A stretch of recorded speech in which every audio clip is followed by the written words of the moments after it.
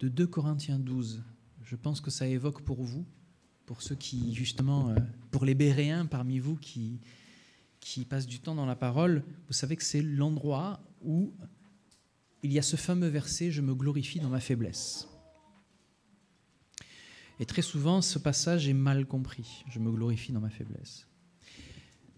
Cela dit, il peut être mal compris dans son contexte, mais il est souvent bien appliqué dans notre vie de chrétien, parce que peu importe votre faiblesse, le Seigneur se glorifie toujours dedans.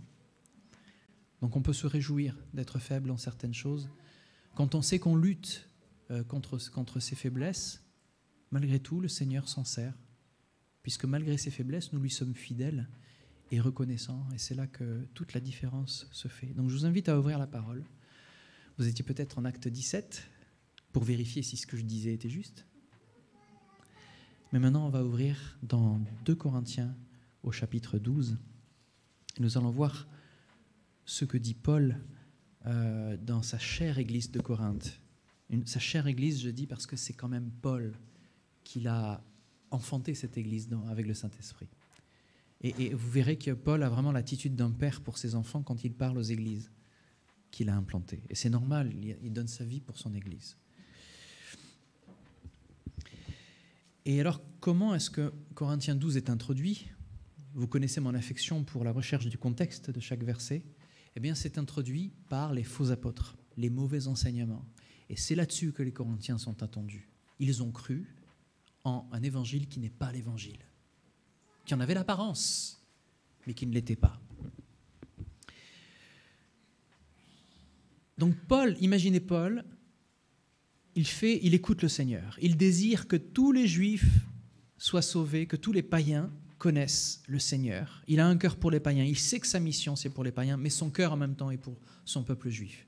Lui, hébreu, né d'hébreu, pharisien, docteur de la loi, qui a été éduqué auprès des plus grands rabbins de son époque, qui sont encore enseignés aujourd'hui dans les synagogues. Je pense à Gamaliel, vous imaginez bien. Eh bien, ce Paul-là se dit, moi, tout ce que j'ai, et tout ce que j'ai appris de toute manière, c'est de la boue. C'est de la boue, toute ma connaissance, tout ce que je sais. Parce que je ne vaux rien, en fait, j'étais un tueur de chrétiens. Je travaillais contre le Seigneur Jésus. Et voilà que, par la grâce qui m'est faite, je sers le Seigneur aujourd'hui au nom de l'Évangile. Vous remarquerez que Paul, à chaque fois qu'il dit « par la grâce », il parle de cette distance entre sa qualification et son œuvre. Sa qualification, c'était de tuer des chrétiens et d'être un docteur de la loi. Et pourtant, il ne savait pas enseigner la vérité. Et donc, son œuvre aujourd'hui, c'est de construire l'Église, et chez les païens, même pas chez les Juifs. Vous imaginez la distance. C'est pour ça que Paul parle de grâce. Vous êtes appelés à des choses qui sont plus grandes que ce que vous imaginez. Vous vous regardez dans votre situation en vous disant « mais je ne suis capable que de ça ». Et le Seigneur dit « non, j'ai quelque chose pour toi qui dépasse ce que tu demandes et ce que tu penses par la puissance du Saint-Esprit qui habite en toi ». Vous imaginez les choses ? Ce que vous demandez dans vos prières, le Seigneur dit « oui, ok, mais j'ai plus grand pour toi ». Pour le service du Seigneur. Je ne parle pas de vos propres intérêts, je parle de l'intérêt du royaume de Dieu. Donc Paul connaît ce contraste parce qu'il a vécu tellement loin de la vérité. Et maintenant, Paul enfante à force de persécution, il est exposé à la mort, eh bien il va implanter des églises. Et là, c'est l'église de Corinthe où le Seigneur l'a dirigé. Et Paul a mal au cœur parce que les Corinthiens se perdent. Cette église qu'il a implantée se met à croire un peu n'importe quoi et n'importe qui. Parce qu'ils ont une belle apparence, ces orateurs, parce qu'ils ont un bon bagou, eh bien, ils ont presque volé de sa main, de la main de Paul, l'Église.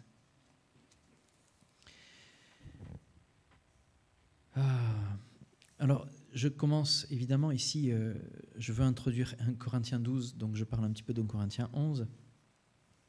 Mais Paul ici commence en 11, il dit « Ah, j'aimerais que vous supportiez aussi de ma part un peu de folie. Supportez-moi, chers Corinthiens. Car j'ai pour vous un amour qui ne tolère aucun rival. » C'est un homme qui parle, hein, c'est fou. Hein.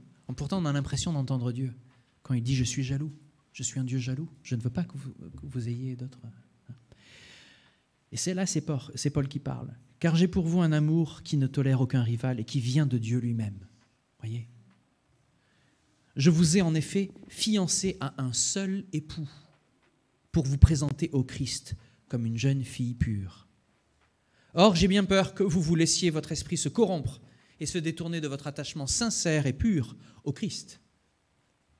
Comme Ève s'est laissée séduire par le mensonge tortueux du serpent, si quelqu'un vient vous annoncer un autre Jésus que celui que nous vous avons prêché, vous le supportez fort bien.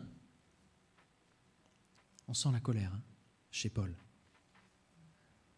Vous supportez bien aussi de recevoir un autre esprit que celui que vous avez reçu, un autre évangile que celui que vous avez accepté. J'estime cependant n'être en rien inférieur à ces super apôtres. Il les appelle comme ça, les super apôtres. Je ne suis peut-être pas un brillant orateur, dit Paul, mais je sais au moins de quoi je parle. Et paf, dit Paul. Nous, vous en avons donné la preuve à tout égard et en toutes circonstances. Et c'est là, c'est drôle parce que ça rejoint ce que Brian nous disait tout à l'heure. Beaucoup se glorifient dans le savoir, la connaissance, mais en fait, c'est le fait d'arpenter le chemin qui compte. Vous comprenez ? Et là, c'est ce que Paul est en train de leur dire. Il y en a beaucoup, ils vous auront enseigné des choses, et bon, il va le dire, c'est faux. Mais moi, j'ai marché avec vous. J'ai fait les efforts d'être là avec vous, pour vous. J'ai risqué ma vie pour vous. Ai-je commis une faute en m'abaissant moi-même pour vous élever en vous annonçant gratuitement la bonne nouvelle de Dieu ? J'explique ce verset, d'accord, le contexte. C'est que les super apôtres, et ça, les choses n'ont pas changé quand même en 2000 ans, les super apôtres estimaient qu'il fallait les payer pour qu'ils puissent enseigner. Et c'était totalement normal chez les Grecs. La pensée grecque était comme ça à l'époque. Quand quelqu'un enseignait de la philosophie, il fallait le payer. C'était comme ça. Et mieux ils enseignaient, plus ils avaient d'élèves, plus ils pouvaient demander de l'argent. Et là, Paul est en train de leur dire, est-ce que j'ai mal fait, franchement, d'enseigner gratuitement ? Il faut dire que les Grecs se disaient qu'un enseignement qu'on ne paye pas est un enseignement qui n'a pas de valeur. Vous vous rendez compte ? J'ai dépouillé d'autres églises. Alors, il le fait exprès d'utiliser des mots forts. J'ai dépouillé d'autres églises qui m'ont régulièrement envoyé de l'argent pour que j'exerce mon ministère parmi vous. En bref, il est en train de dire, je me glorifie dans le fait que pour vous, ce soit gratuit. Il le fait. Alors que les autres apôtres, justement, demandaient quelque chose en retour. Combien de fois, je ne sais pas si vous avez... à un moment, quand je revenais de l'étranger, j'allumais la télé pour regarder... ça s'appelait God TV. God TV, c'était sur Free. Et God TV, c'était la seule chaîne vidéo en France où je pouvais entendre des prédicateurs anglophones. Et comme j'étais habitué lors de ma nouvelle naissance à Singapour d'écouter que des prédicateurs anglophones, j'écoutais God TV. Et ça me saoulait parce que tous les jours, quasiment, il y avait un moment où ils demandaient de l'argent, ils demandaient de l'argent. Et les prédicateurs qui prêchaient, c'était « Mais semez votre argent pour qu'il puisse pousser. Il vous reviendra. » Oh là là là là là. Et ils disaient ça tout le temps. Le pire, c'est que dans l'église, une des églises où j'étais à Singapour, c'était normal d'entendre ça. Et tout le monde l'acceptait comme étant quelque chose de normal. Et pourtant, la parole parle de ce lien entre le fait d'être généreux dans les dons et le fait que le Seigneur pourvoit à vos besoins. Malgré tout, ils sont allés plus loin en disant « Soyez généreux, mais c'est pour leur poche. » Et de l'autre côté, il y a des chrétiens qui ne savent pas gérer du tout en fait, leurs finances et qui se retrouvent totalement ruinés en se disant « Oui, mais je sème pour pouvoir récolter. » Et ça, c'est un faux enseignement. Alors, ce n'est pas ce que... Il disait aux Corinthiens, il ne leur promettait pas la prospérité financière. Mais malgré tout, vous remarquerez que l'argent, dès que c'est lié à quelque chose de spirituel, méfiez-vous. Méfiez-vous. Qui c'est qui a entendu parler de George Muller ? Ici, George Muller, 1 main, 2 mains, 3 mains, 4 mains, 4 mains, 5. Ok, 6 avec maman. George Muller... C'est un homme qui était en Angleterre. Vous me corrigez si j'ai tort. Mais cet homme-là a dit « Je veux que seul Dieu soit glorifié. » Donc, la vision qu'il m'a donnée de construire un orphelinat, ce sera lui qui me donnera les finances pour pouvoir le faire. Et George Muller n'a jamais rien demandé à personne, ni à aucune église. Rien. Jusqu'au jour où, encore, un autre chrétien lui dit « Mais Georges, j'ai de l'argent là. Pourquoi tu ne me le demandes pas? Tu sais très bien que je suis riche, je peux te donner des choses. Pourquoi tu ne me demandes rien ?» Et George Muller dit « Mais si ça vient du Seigneur, ça viendra. Si ça ne vient pas du Seigneur, ça ne va pas venir. Ce n'est pas quelque chose que je vais te demander, c'est son œuvre, c'est lui qui va pourvoir. » Donc même quand quelqu'un lui dit « Demande-moi de l'argent », il dit « Non. Si c'est le Seigneur qui la met sur le cœur, tu donneras. Si ce n'est pas le Seigneur, tu ne donnes pas. Ce n'est pas à moi de te dire, puisque c'est l'œuvre du Seigneur. » Vous voyez ? Et George Muller est connu aujourd'hui justement parce qu'il a créé la plus grande fondation. Si vous regardez en Angleterre, les orphelinats qu'il a créés, toute l'œuvre qui a été faite, ça a été fait simplement sur la foi. Vous voyez ? Simplement sur la foi. Donc maintenant, chers amis, chers frères et sœurs, c'est une parole qu'il avait reçue clairement du Seigneur. Hein. Ce n'est pas juste une idée où vous êtes demain, vous allez dire « J'arrête de travailler, c'est le Seigneur qui va donner. » Ça viendra de lui. Hein, c'est comme le fameux chrétien qui est en haut d'un immeuble en flammes, l'immeuble flambe, et il dit « Seigneur, viens me sauver !» Et là, il y a un hélicoptère qui arrive. Il dit « Non, je veux que ce soit le Seigneur qui me sauve !» Il y a les pompiers qui arrivent avec la grande échelle. « Non, c'est le Seigneur qui me sauve !» Et là, il meurt. Et le Seigneur lui dit « Mais qu'est-ce que tu as fait ? Je voulais que ce soit toi qui me sauve. » Je dis « Mais je t'ai envoyé... » Et Dieu lui dit « Mais je t'ai envoyé des pompiers, je t'ai envoyé un hélicoptère, je t'ai envoyé... » Donc, il y a quelque chose qui doit venir du cœur, et ça, c'est dans la vie de prière que vous le savez, ce que le Seigneur dit. Donc, Paul parle des faiblesses, et donc il revient un petit peu plus loin. Donc, Paul parle des faux apôtres très très clairement, à partir du verset 16 au chapitre 11. « Je le répète, qu'on ne me prenne pas pour un insensé, ou alors acceptez-moi comme tel, que je puisse à mon tour un peu me vanter. En parlant comme je vais le faire, je ne m'exprime pas comme le Seigneur veut qu'on parle. » Vous voyez l'honnêteté de Paul. Parce qu'on va parler de comment Paul se glorifie dans ses faiblesses. « Avec l'assurance d'avoir de quoi me vanter, puisque plusieurs se vantent pour des raisons toutes humaines, » dit Paul, en faire des faux apôtres qui prêchaient pour des mauvaises motivations, « eh bien moi aussi je vais me vanter. Vous qui êtes si raisonnables, vous supportiez volontiers les insensés, donc les fameux super prophètes. Vous supportez qu'on vous traite en esclave, qu'on vous exploite, qu'on vous soutire de l'argent, bref, hein, qu'on vous traite avec arrogance et qu'on vous gifle. Je l'avoue avec honte, nous nous sommes montrés bien faibles. Pourtant, ce que l'on ose dire, et je parle en insensé, eh bien je l'oserai également. Ils sont hébreux, ces faux prophètes-là, ils sont hébreux, ah ben moi aussi. Israélites, moi aussi. De la postérité d'Abraham, moi aussi. Ils sont serviteurs du Christ. C'est une folie que je vais dire.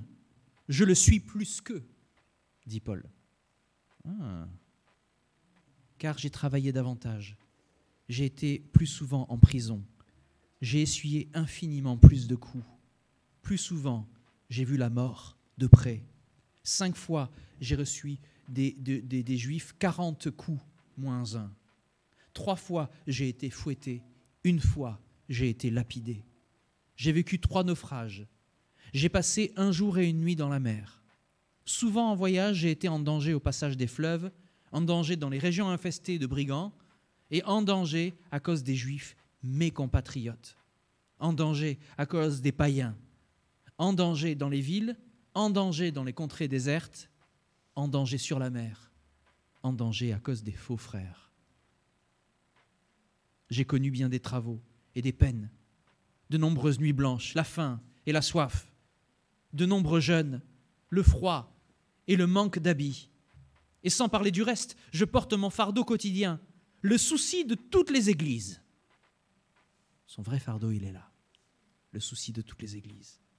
En effet, qui est faible sans que je sois faible? Qui tombe sans que cela me brûle? Oui, s'il faut se vanter, c'est de ma faiblesse que je me vanterai. le Dieu et Père du Seigneur Jésus, qui est loué éternellement, sait que je ne mens pas. À Damas, le gouverneur du roi, Arétas, faisait surveiller toutes les issues de la ville pour m'arrêter. Par une fenêtre du mur d'enceinte, on me fit descendre dans une corbeille le long du rempart, et ainsi seulement j'ai pu m'échapper. Faut-il se vanter ? Ce n'est pas convenable. J'en viendrai cependant à des visions et des révélations du Seigneur, dit Paul. Je connais un homme, un chrétien, qu'il y a 14 ans, alors là il parle de son ministère, mais il parle à la troisième personne, parce que Paul veut rester humble en fait.